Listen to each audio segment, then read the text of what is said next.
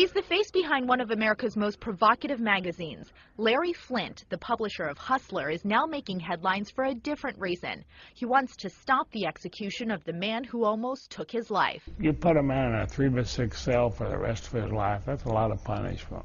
But if you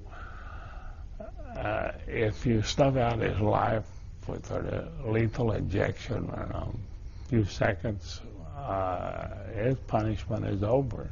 Flynt would barely survive the 2 bullets that struck him. Joseph Paul Franklin tried to kill Flynt in a shooting in 1978. He says he was upset over a biracial photo spread in Hustler magazine. Flynt survived but would spend the rest of his life in a wheelchair. Now his would-be killer is set to die by lethal injection from a new drug. In his appeal, Flynt says he's against the secrecy behind it.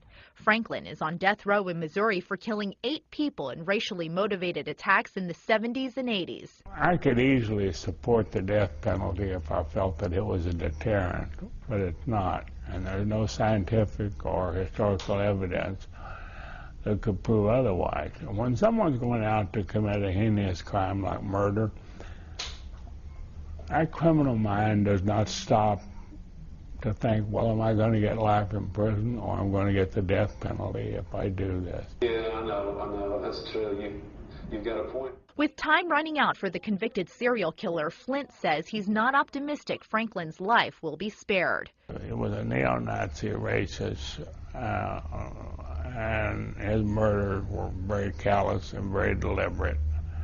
And he killed and maimed a lot of people.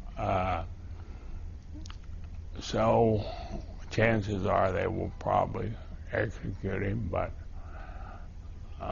not with my support. Franklin is scheduled to be executed at midnight on Wednesday.